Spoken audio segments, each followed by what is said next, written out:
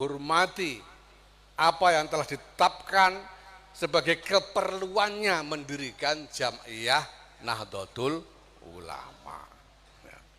Jangan coba-coba menggunakan NU ini untuk hal-hal di luar keperluan didirikannya Jam'iyah ini. Ya. Nah, ini saya kira penting untuk diingat, khususnya ketika kita semua memperingati haul Hadratus Syekh Kiai Abdul Hamid bin Abdullah bin Umar dan Nyai Nafisah yang merupakan tonggak dari salah satu tonggak dari kehidupan beragama kita semua. Salah satu tonggak dari kehidupan bernahdlatul ulama bagi kita semua. Nah, kebetulan sekarang ini sedang rame-rame orang kepengen jadi calon ini calon itu. Ya, saya tidak tahu, mungkin menteri-menteri yang hadir ini juga mungkin ya. Nah, saya cuma mau titip aja, tolong diingat keperluannya apa. Wallahul muwaffiq ila aqwamit thoriq. Wassalamualaikum warahmatullahi wabarakatuh.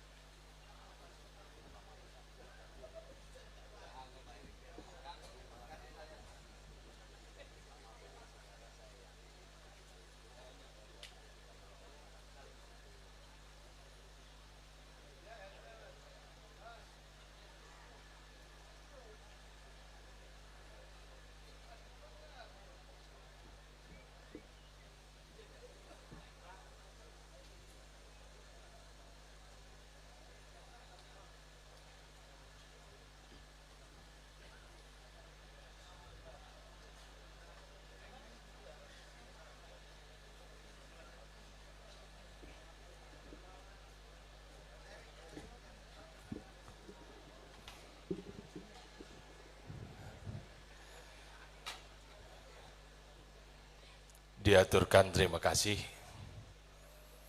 para hadirin, para hadirat, para jamaah haul Al-Maghfurlah Al-Arifillah Romiah Hamid bin Abdullah Pasuruan. Demikian mau'idhah hasanah yang disampaikan oleh Ketua Umum, walaupun di sini tertulis sambutan, tapi kita tahu dari isi dan konten yang beliau sampaikan kepada kita ini adalah mau'idhah hasanah untuk kita semua. Pesan yang paling utama yang beliau sampaikan adalah ittaqullaha haqqa tuqatih wa la tamutunna illa wa antum nahdiyun. Jangan sampai kita lepas dari Nahdlatul Ulama. Para hadirin rahimakumullah, menginjak cara seterusnya, marilah kita mendengarkan sambutan dari Menteri kita, Menko Polhukam, yang beliau datang jauh dari Jakarta untuk hadir di tengah majelis haul kita hari ini, yang akan langsung disampaikan oleh beliaunya Profesor Dr. Haji Muhammad Mahfud MD. Kepada beliau kami haturkan.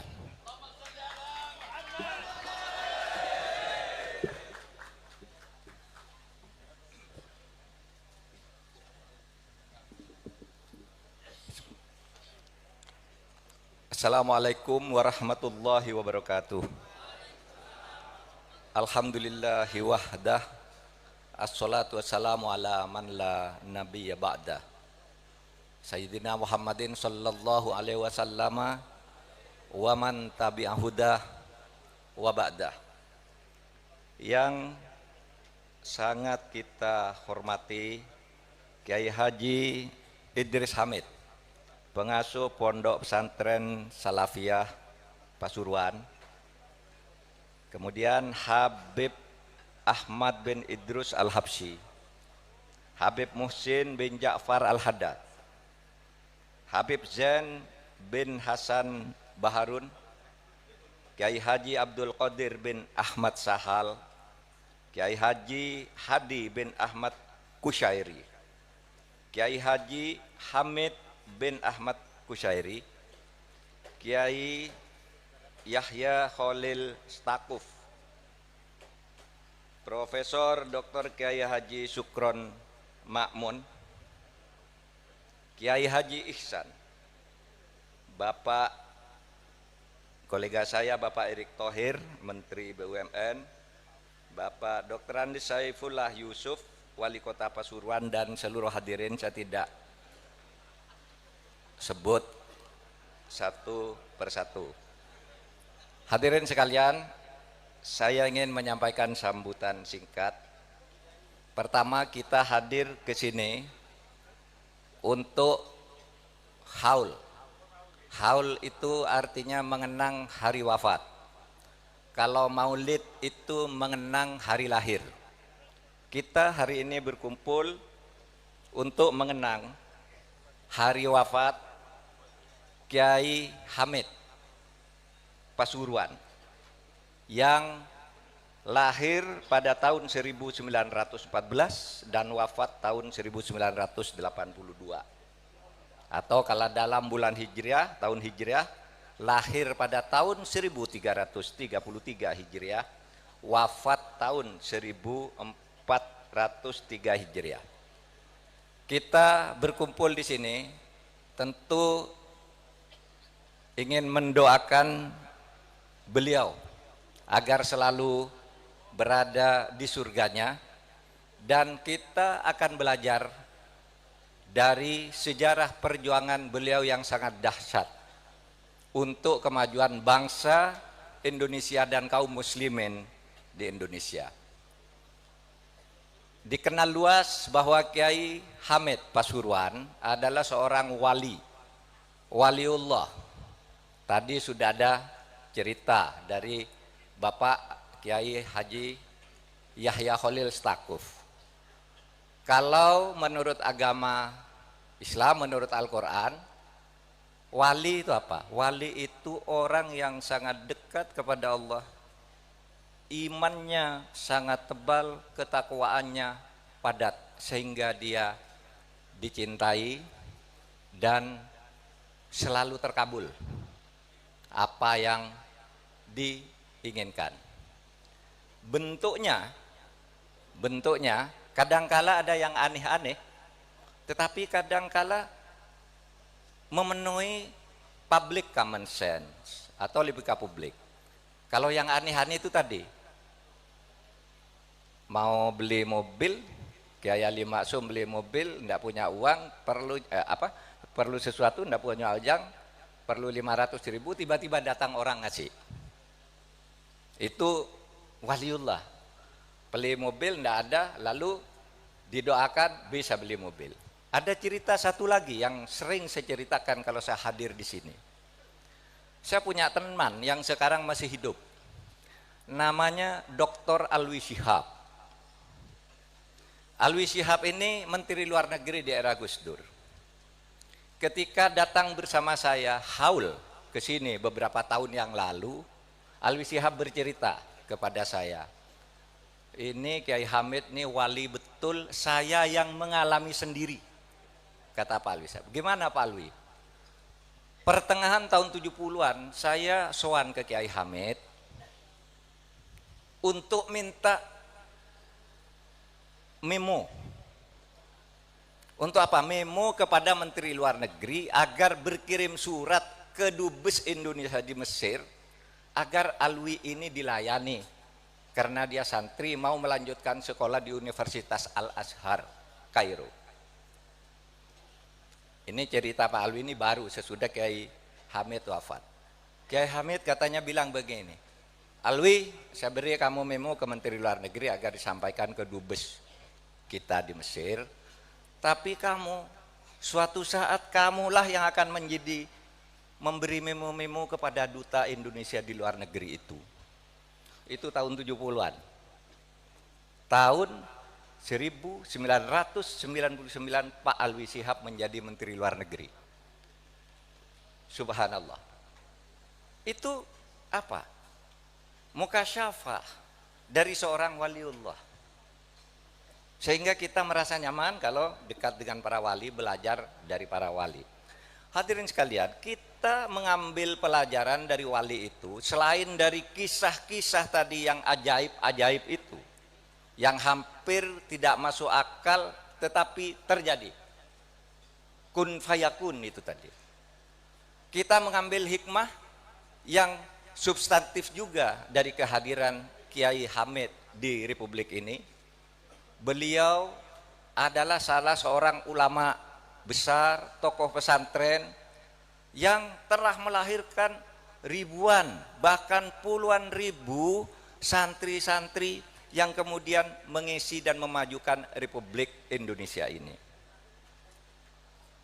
Tidak bisa dibantah bahwa kemerdekaan negara Republik Indonesia dengan bentuk rumah namanya Negara Kesatuan Republik Indonesia dengan ideologi Pancasila itu merupakan hasil olahan perdebatan yang mendalam antara tokoh-tokoh Indonesia yang melibatkan banyak ulama sehingga Indonesia merdeka.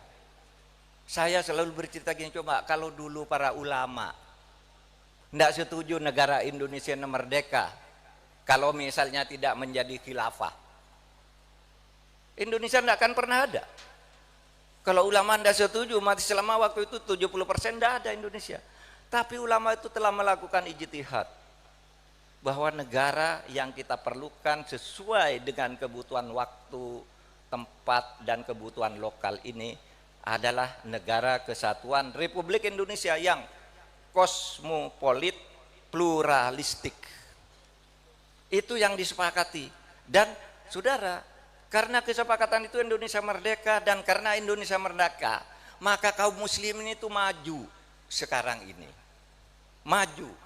Saya katakan coba berapa sekarang kaum muslimin, kaum santri yang dulunya dianggap orang kampungan, sekarang sudah duduk di kantor-kantor pemerintah, pimpinan ormas, kepemudaan di masyarakat, bisnis, semua maju orang Islam.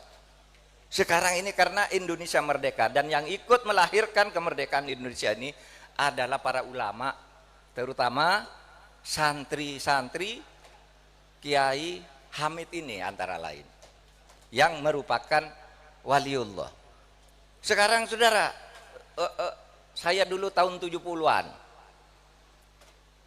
ikut kampanye politik. Orang Islam dulu yang kampanye politik yang seru-seru sekali itu tidak banyak yang menjadi orator panggung yang datang ke Madura. Saya mendengarkan Kiai Sukron Makmun pidato politik pemilu tahun 71. Wah, luar biasa. Tapi waktu itu umat Islam masih terbelakang. Tokohnya sedikit. Ya, sekarang perjuangan untuk memajukan Islam itu sedikit demi sedikit maju, sehingga pada tahun 80-an udah polisinya udah pinter ngaji. Di mako-mako polisi itu sekarang jadi tempat pengajian. Saya selalu bercerita begini, bagaimana Anda mengatakan di Indonesia itu Islam tidak tumbuh dengan budaya pesantren? Tumbuh. Dulu tahun 70-an, saudara jangan bermimpi kok ada panglima TNI gitu, lalu sholat secara terbuka. Ini saya nih, sebagai Menko Polhukam pernah bepergian sama panglima. Berhenti di suatu tempat pesawatnya, lalu apa yang dia lakukan pertama? Mohon izin, saya mau sholat dulu. Panglima nih sholat. Dulu saudara sembunyi-sembunyi orang sholat itu, malu takut. Sekarang berani. Kapolri, waktu itu Pak Tito, saya datang ke rumahnya Rabu, ada pengajian ibu-ibu. Di rumah dinas Kapolri ada pengajian.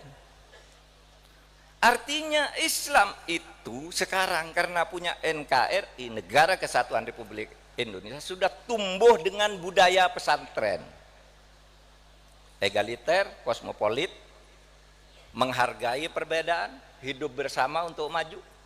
Sehingga saya katakan begini, kok tidak benar ya bagi saya kok ada istilah umat Islam di Indonesia didiskreditkan.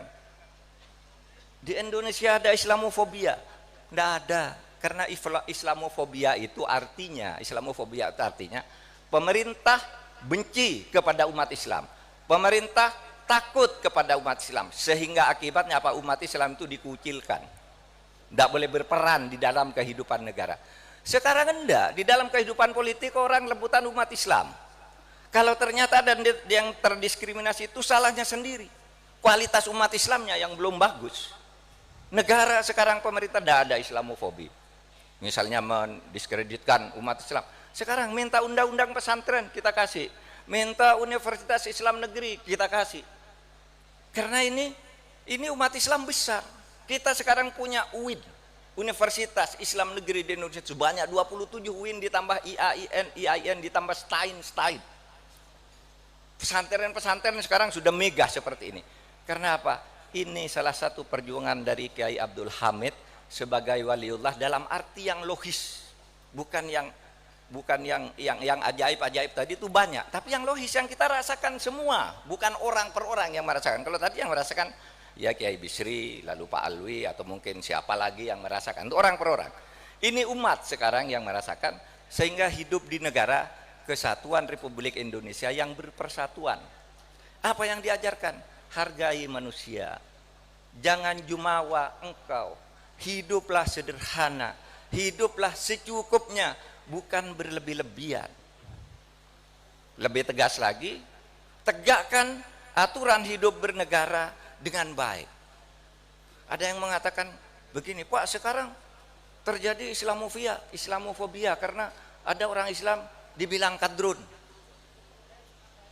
Saudara, yang bilang kadrun itu bukan pemerintah, itu dari kelompok masyarakat terhadap kelompok masyarakat yang lain. Kalau Islamofobia itu yang mengatakan itu pemerintah baru.